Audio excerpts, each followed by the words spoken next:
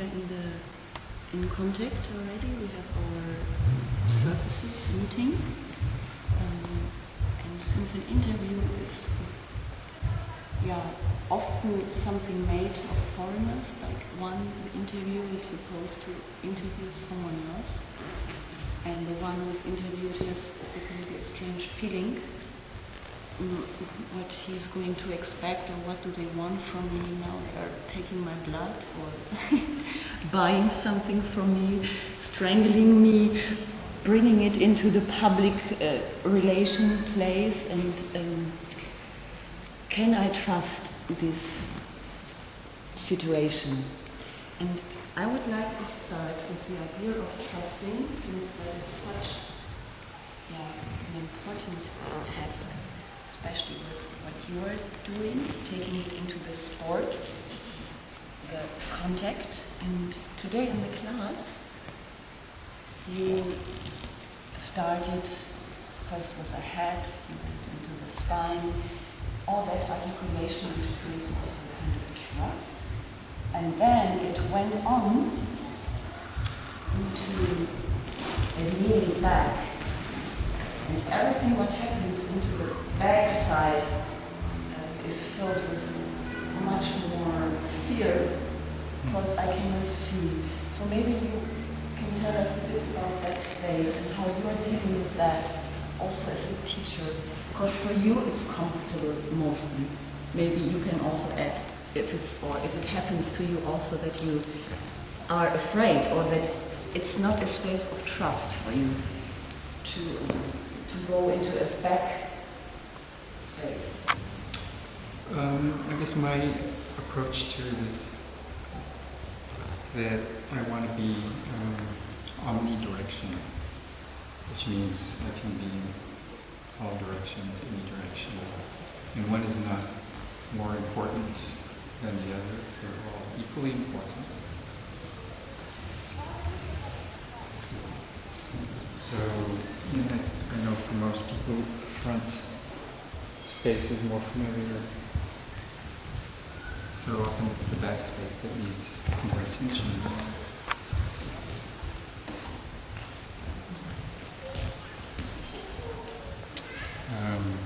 And also often the underspace too of the dancer. Often underdancing. Mm-hmm. So also the one who is going to be the underdancer is afraid of taking a certain responsibility. Yeah, so taking too much weight. Taking too much weight, or not being well placed, and then being afraid for the other, that the other would fall and that he's harming him. So what can the underdancer do? Also in the idea of thinking, because the thinking directs you a lot. And when you think a certain pattern, then you are creating fear. And that the combination of thinking that a certain consequence will follow when you do this and that with the body for someone else. I notice that I'm a very visual thinker. I often think in images. So when I'm dancing, I visualize not only my own body, but my partner's, and where I can be interacting with them. So if I'm under dancing, I get a sense of where can I support them.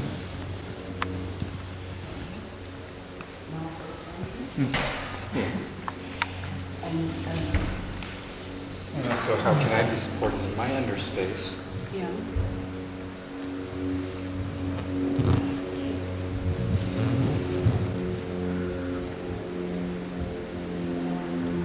When we learn certain situations, it's like we have an exercise with you for today.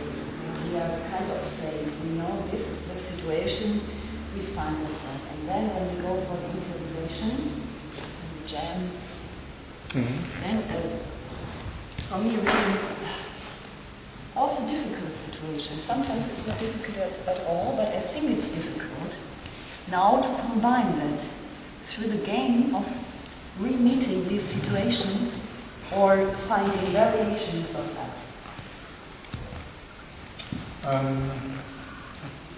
That's one way of looking at it. To me, it's about creating choices for myself. So I feel like what I offer are frames of reference for people to explore more,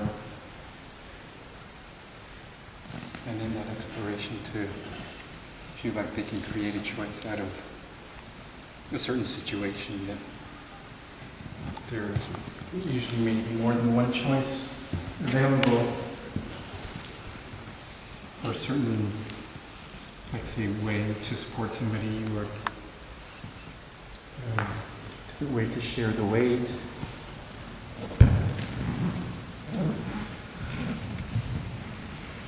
But I notice also that sometimes I can be even afraid that I have to do a choice or something like that. Something in clarity about choosing. Yeah, I have a lot of possibilities. Mm-hmm. And of course also it's a momentum, so when I'm thinking too long, then the momentum is gone and I have to deal with a new one which appeared. So what do you think about this holding of the moment? There are situations in which you're really in space, it's not a flow of pathways, so you are like stretched out, like on the shoulder you did today. So the upper dancer is stretched out, and then he can like think of or following maybe an impulse. What do you do, for example, when you're on the top somewhere, reaching out? Well, I often will play with extending and reading the supporters' support. Reading with the supporter's support. Yeah, so I'm getting a sense of how are you supporting me? What's your alignment? Mm-hmm. What's your relationship to gravity and to me? And reading kind of how you're letting the support of the earth come through you.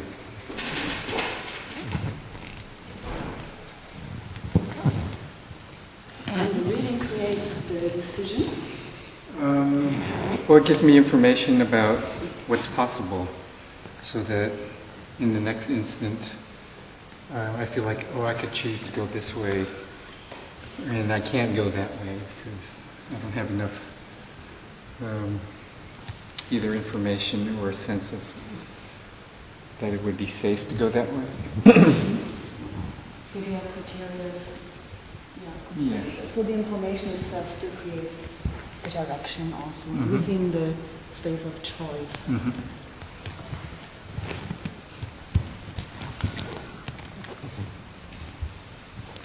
When you're in such a festival, there are a lot of people, and you have all different experiences or experienced bodies, and then you ask the participants, so I need a volunteer, Yes. and you never know who's coming up, of course. I like it a lot when you're singing with the information which is coming, so isn't that actually visible?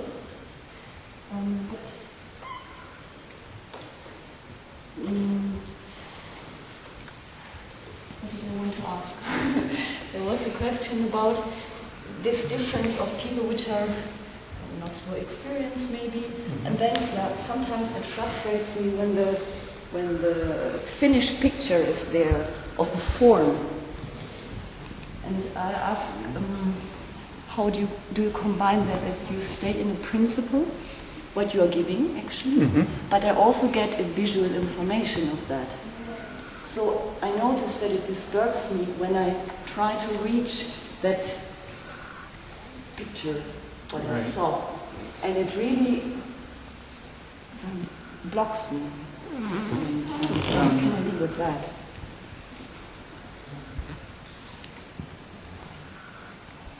Well, often the visual corresponds to the higher brain function of conceptualizing.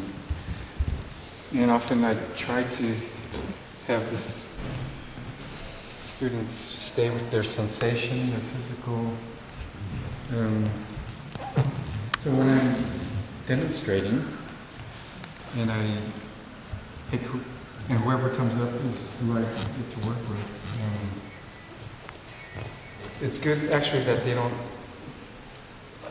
they're not able to like do it perfectly, because then in that difference between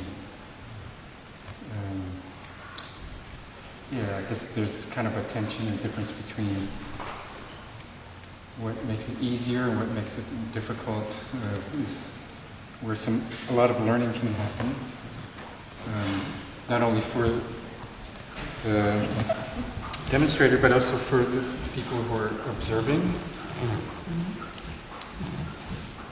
And I feel like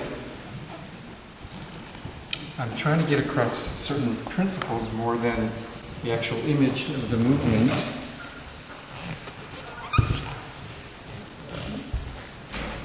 Yes, but what we see. I need to at least give an example of how the principle is in action. And it's also very nice to see that. I would miss that if it wouldn't be so, but it's still like a dilemma, say English? Yes. Yeah. No, like, I want to see it, how you're doing it, and at the same time when you're doing it, I'm frustrated, you know. Right, because this it's how I do it, it's not how you would do it. Yeah, maybe through that it creates also a distance, no? And it brings me always a bit away from myself, what is of course not the base to be, also in the contact then.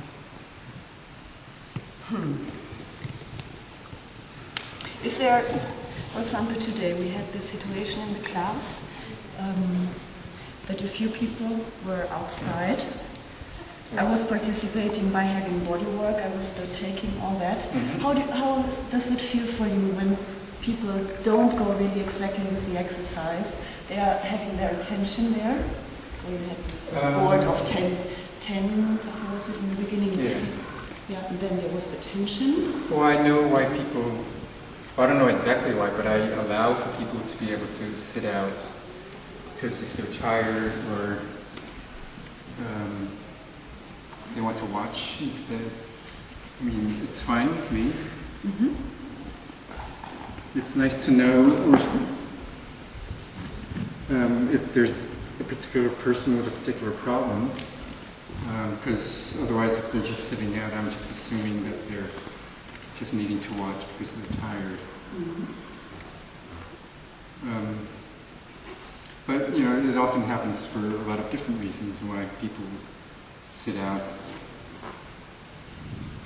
And it doesn't disturb you. It's not you stay with the concentration, or you are angry about it. There's different emotions. Now we go a bit into your emotional receive, because it's also a part of when situation. No, I guess I wonder, I wonder what's up with this person, why, because at first they were really engaged and now they're just kind of out of it. But I mean, I try not to judge what the person's motives are. I'm just more concerned that they're taking care of themselves and they're doing what they need to do.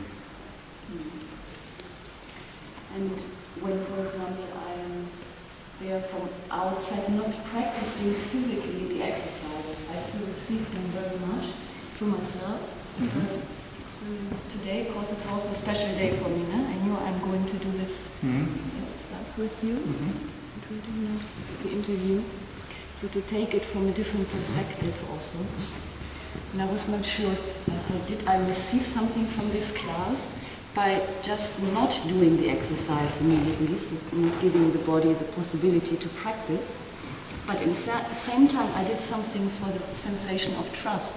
So I thought that it was a task which I had to do first, to be able to go maybe over the fear, not so much of the bending back, but more, can I say, of being very tough with yourself, wanting that everything functions immediately, Yeah, and when it doesn't go, and then I see you doing this, then I'm blocking and I just better go for the trust situation. And still I come further actually with it, also for that what you were offering today. In that in most situations where you start your experience, that where you felt from inside the life is calling now for another lection. Yeah, it's so. Yeah. Which is called trust, work on your trust. Though you think that's really strange in what you are in, that can't be. You should follow the class properly. As a student. You're saying as the student. As the student, yes. Well, student or any time where you think in life, or also meanwhile you are improvising in contact, that you think like you should be somewhere else. But in the moment you feel the impulse is going for something else, it's calling you for something that brings you deeper and more honest into the material, what you are, or where the physics just happen. Yes, for me that's really kind of just being in the present moment with what's happening rather than, which I guess could include an emotion response. Rather than feeling like, oh, I need to be doing the exercise, or because I know there are people in the class that are very kind of anti-structure, and the way that they approach the exercises are they pick from it what they feel is relevant to them, and they're not concerned with the parts that aren't. And I feel like that's a good way, because they're kind of in touch with how they learn and how they need to learn and how they've learned to learn. So they're honest with themselves about how they want to learn, given the situation.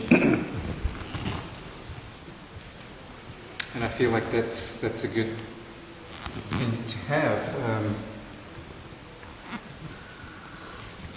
Because ultimately, as I said, I feel like the learning basically happens, with yourself. I mean, in this sense, you're your own best teacher, and my job is just to give you some structure around which to explore, and maybe in the process learn something about what it is that we're here to explore. Does that make sense? Yeah, that makes very sense. I think that's what has been calling me in the morning, my own teacher, saying, now you stay here and you do this lection, and not the one he's giving you now. It's a part of that, but you have to do something else today. And when you are teaching, are you learning at the same time? Yes. I mean, I'm often learning about how to teach, but I'm also learning about how people learn. So that gives me ideas about how to maybe do the next lesson differently. And also about my own process of the whole teaching, learning thing, especially around physical activity or skills.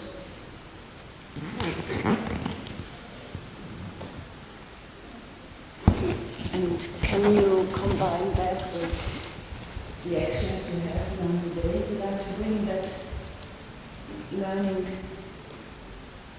into your bathroom, or into your sleeping? Yeah, I think that they both kind of inform each other. What happens in my daily life informs the dancing and the teaching and vice versa.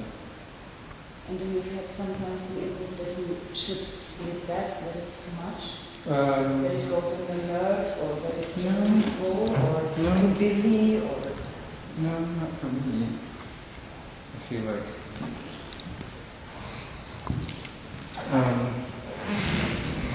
I mean, I feel like I don't want to have a split. There shouldn't be a split. Because I feel like I just want to live what I do and do what I live.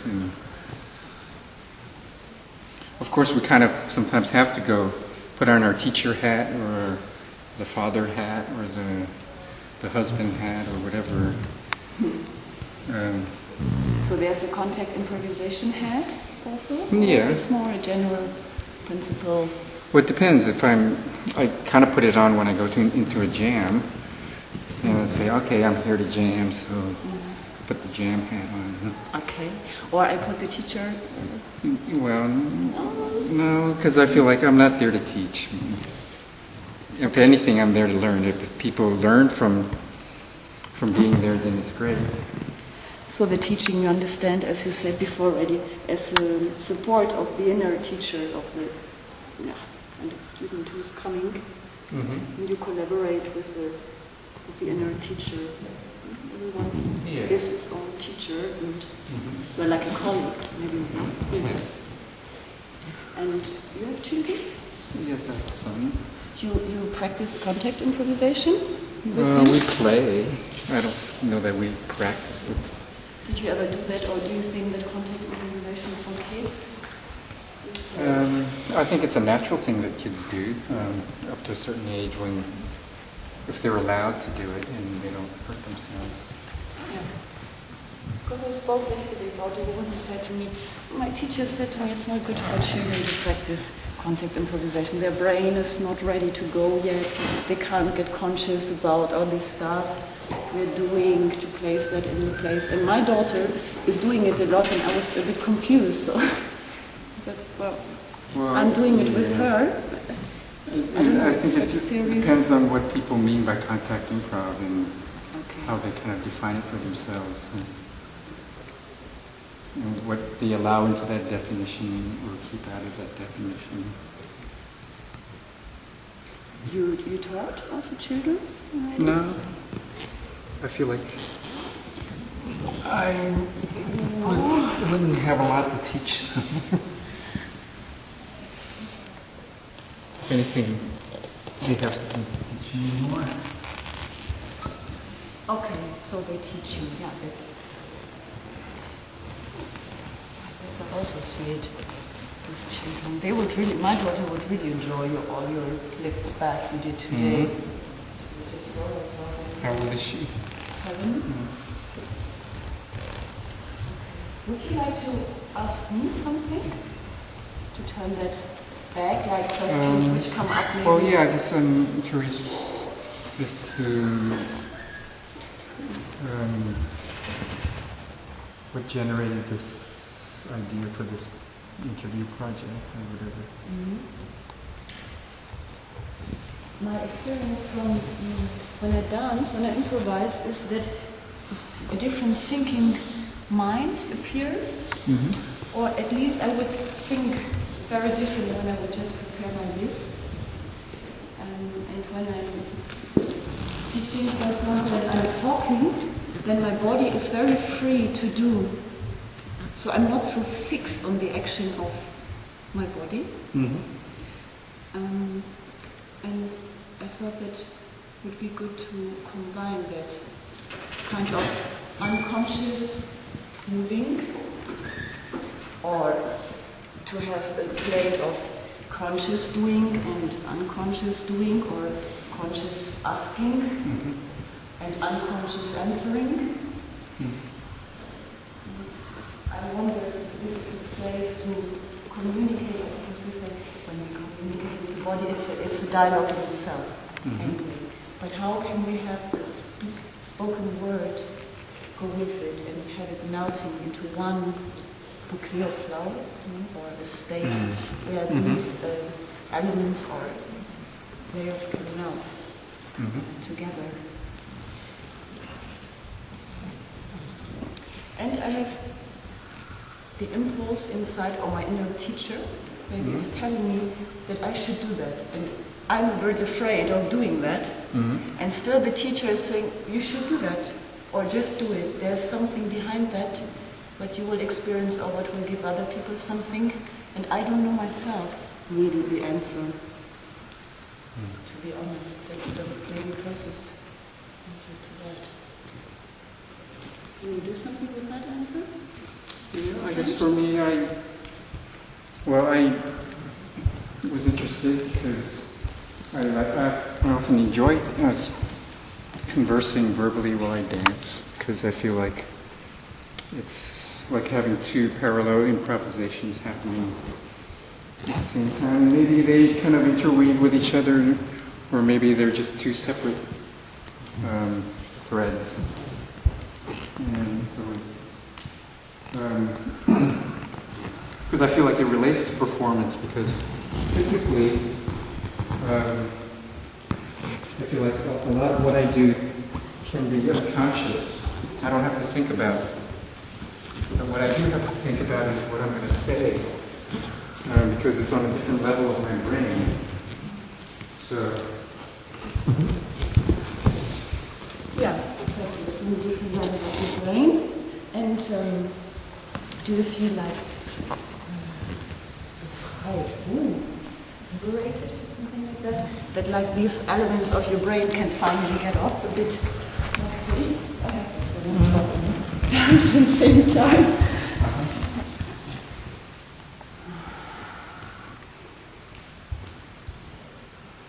What is about an ending? When we are now improvising, yeah, I can say an ending, not only because we said so about what I can tell you just about this shooting now. But I feel the tension of the end, calling, like this thread or something that pulls in. And I like this moment a lot. How do you experience this ending when it's calling you? You have the same experience, or how do you sensate ending? Well, for me, it's like, punctuation. It's the finish or completion of an idea or a thought.